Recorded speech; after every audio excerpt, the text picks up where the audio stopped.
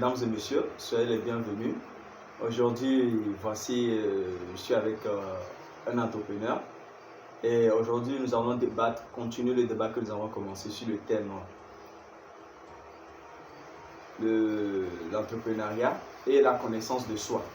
Donc, dans un premier temps, nous avons eu à débattre sur qu'est-ce que c'est que la connaissance de soi et également nous avons parlé de l'entrepreneuriat, comment entreprendre et qui est cette personne qu'on appelle entrepreneur.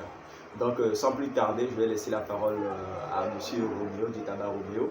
C'est un jeune entrepreneur également qui fait du merveille dans son domaine. Donc, je vais lui laisser la parole. Donc, chers auditeurs, si vous venez de nous capter, moi, je suis votre humble serviteur, M. Kassan Florent. Vous pouvez m'appeler M. Floric. Donc, jeune leader, développeur web, également programmeur, développeur, designer web. Et également, j'ai une petite expérience dans le domaine de l'entrepreneuriat que j'aimerais également en partager aussi avec vous. Donc, sans plus tarder, prenez bien place, prenez des bics, prenez également de quoi noter parce qu'aujourd'hui, on va tout vous donner.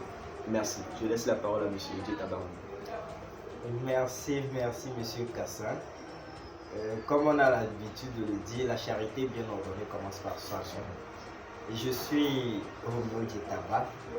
Je suis le promoteur du cabinet Ditaba. Nous sommes spécialisés, que ce soit dans les formations en informatique, en infographie, en communication, marketing digital. Et nous sommes aussi spécialisés pour la communication des entreprises, en parlant des supports de communication, c'est-à-dire tout ce qui a des pages et des impressions sur le sport comme des t-shirts aussi. Bon, pour revenir à notre thème d'aujourd'hui, l'entrepreneuriat et confiance en soi. Oui, M. Kassan, la dernière fois nous avons parlé de ça. Ça a été, la dernière fois on n'a pas eu assez de temps, vous le savez. Exactement. Aujourd'hui, je pense que nous aurons assez de temps pour pouvoir aborder la thématique d'aujourd'hui. Je vous remercie. Merci bien. Donc, mesdames et messieurs, si vous venez de nous capter, soyez encore une fois les bienvenus. Donc, aujourd'hui, dans un deuxième moment, nous allons également débattre sur également la connaissance de soi et pouvoir peaufiner le thème là et aussi partager également quelques expériences. Donc, le débat est ouvert. Comment se connaître? La connaissance de soi. Comme l'a dit bien un philosophe, homme, connais-toi toi-même.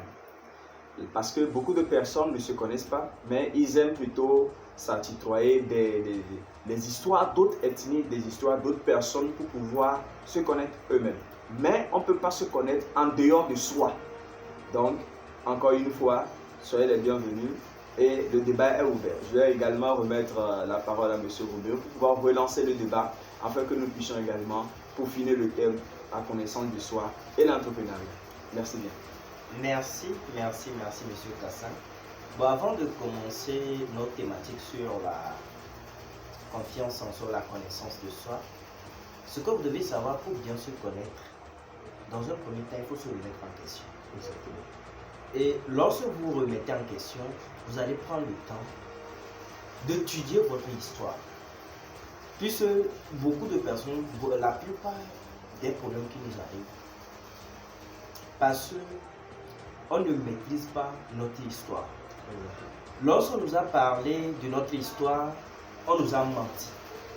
Lorsque nous-mêmes, nous parlons de notre histoire, nous nous mentons. On essaie de faire semblant.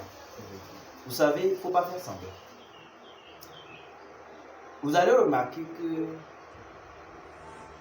avant la colonisation, avant l'impérialisme, avant la mécanisation ou bien l'industrialisation, la population, puisque avant de venir parler de la confiance, il faut analyser l'histoire, comprendre les conditions dans lesquelles nous nous retrouvons pour pouvoir appréhender l'avenir.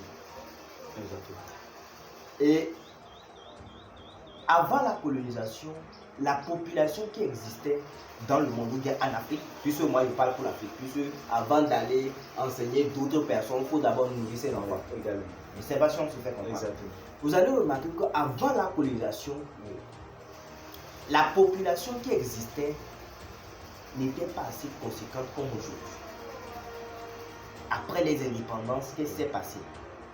Les gens pouvaient faire des trucs de cacao, les gens pouvaient faire des trucs de coton, du coton, et ils avaient assez d'argent. Et lorsqu'ils faisaient ça, ils produisaient en économie ce qu'on appelle des devises. Mais ils ne consommaient pas ces devises. Mais aujourd'hui, le système éducatif a formé des gens qui ne produisent même pas les devises.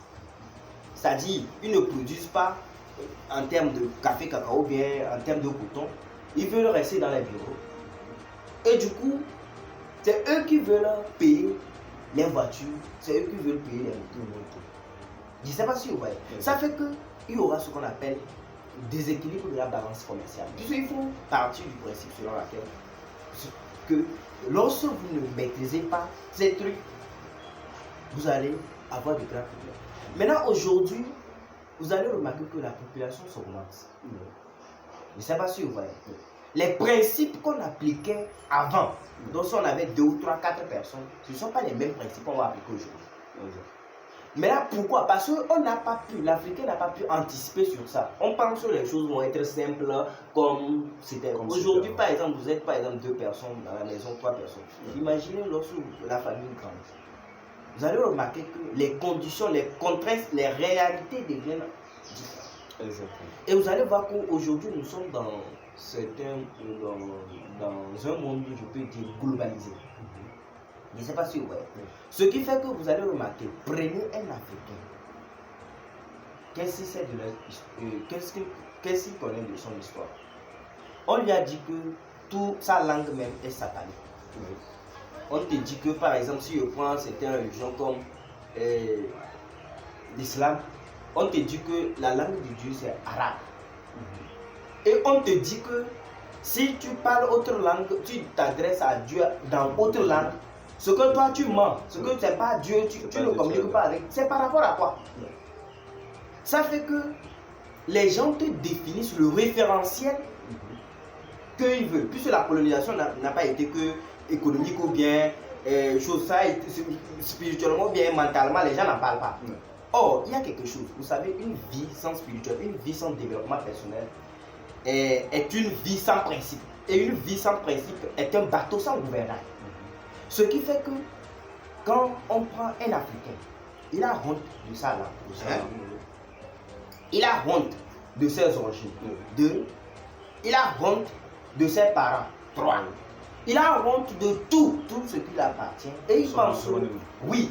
Or, on lui a créé un système. Puisque tous ceux qui ont détruit ces trucs-là, tous ceux qui ont fait ces trucs-là, ils ont créé un système de telle sorte que si tu ne fais pas partie de ce système, tu ne peux pas être qualifié de quelqu'un qui est